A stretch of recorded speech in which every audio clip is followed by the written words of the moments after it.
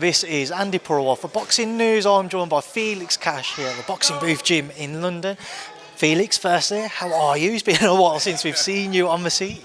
Yeah, it's been a while. Obviously, I've had the hand injury last year, so I was out for 8 months. So back now, back training, and hopefully get some fight news soon. There's obviously been a lot which has gone on in that time. A lot of question marks as to what's going on with your career, Felix. Let's just start off with being here in Adam Booth's gym. Is this an official link-up, Felix? Will Adam be your full-time trainer moving forwards? Yeah, I think so. I've obviously been working with Adam for the last couple of months now, so we're on to Matchroom now about getting a day for us. So, down there working with Adam and Adam, Nick and Gary, and we'll have some fight news hopefully next couple of weeks. How are you finding obviously training with them? What exactly have they been working on with you and the new setup itself? Listen, we're working on a few things, there's always room for improvement. Obviously, I've been doing, working on the jab and working on others, bringing new skills in. Obviously, what they bring to the table and what they like. Because obviously, there's always room for improvement there. Obviously, we haven't spoken about your split with Tony Sims either. It seems to be from the outside looking in. Tony's always had a great relationship with you and anybody he's trained. Yeah. What can you tell me about that? Listen, there's a few things went on out of the gym, but listen, I think it's more with me. So, but listen, it was this is just part of life and part of boxing. I'm moving on for the next journey now. Still good, still keep in touch with Tony. Still good friends with him. We split on good terms. So. That's it, but there's not really much else to say. Was it difficult to move on from obviously spending so many years with him? Yeah, it was. It was a bit difficult, I would say. Yeah, you're used to doing one thing for so long. Obviously, I was training with all them boys in the gym that obviously you see every day. I'm training a day, but it's no one's in the ring when you're in the ring with you. So we'll back him training now with Josh Kelly and the boys here, and I'm looking forward to the next fight again. Felix, after you beat Denzel Bentley, there was a lot of excitement about where your career could go. You produced such a stunning performance in that. It has obviously stagnated since. What can you tell me about this period of inactivity, the frustrations, the injuries, and for anybody who's questioned why you've been out of the ring? Listen, I've had problems out of the ring. Like I said, I went through a divorce, and I've had a bit through mental issues myself. So. Didn't train, went through a bit of depression, and and then moved on from that, and then had a few setbacks with obviously my hand injury, and there's a few other things going on outside the gym. So I don't think I was mentally, even though I was training and in the gym, I wasn't mentally right to really fight. Really, you know what I mean? But when I say not mentally ready to fight, I wasn't mentally in the gym. I was training, but I wasn't training to where I should be training, if you know what I mean. I don't know how much of an eye you keep on social media, Felix, but I'd asked Eddie about this because at the time, when you was away from the ring, there was all this talk and these rumours, people trying to suggest there were silent bans being served in boxing, and you were one of the names being mentioned just because we had no news around you. For anybody who had that suggestion, what was going through your mind? I see a smile on your face there, me even suggesting that people were thinking that. Well, listen, people can think what they want, can't they? Everyone's going to have their opinions, and I'm a clean fighter, so there's no worries there with me. Obviously, you look towards the future now, Felix. One thing I want to ask you about is there have been these reports of a potential middleweight tournament out in Japan on March 30th. The likes of Mark Dickinson, that rivalry with Amma Williams could be brought back to life again. Is that something which is on the cards? Listen, there's a few things being mentioned. We'll just have to wait and see how it plays out. There's a few options on the table, and obviously I'm sitting down obviously with Adam and the team, and we'll make the right move. What's going to be next? But you've got obviously I need to get into the big fights again and get my name back out there again, because obviously like I've had so long off.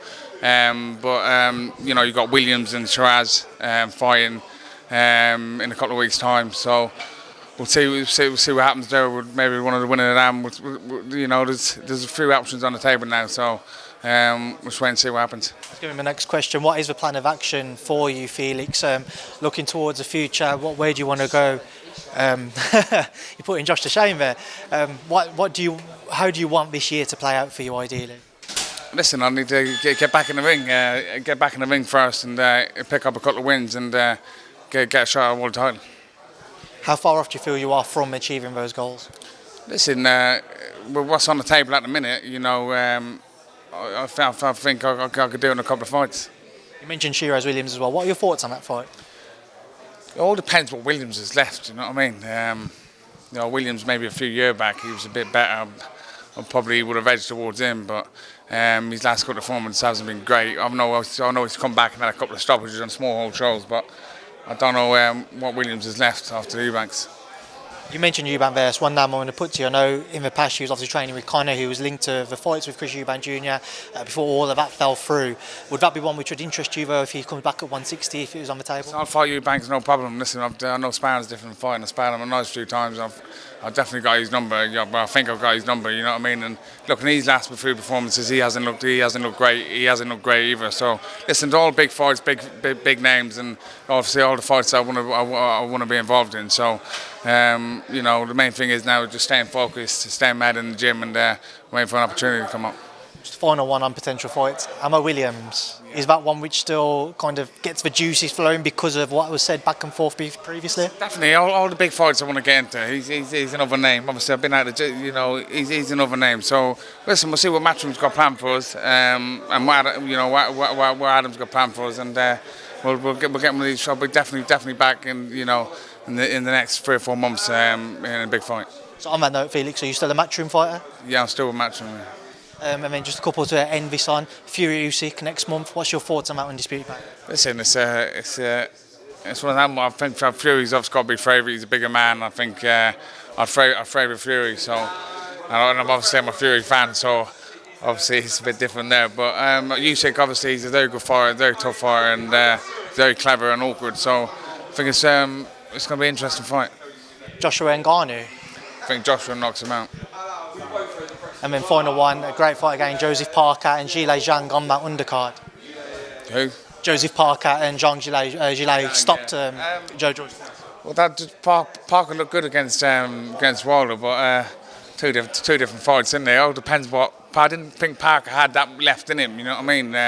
After the 3 fights he was having, obviously with Derek Shakur and Dylan White, but he seemed to pull out the bag there in that fight. He looked fresh. You know what I mean? He looked good. He looked light, but then I think Wilder looked terrible, though, to be honest.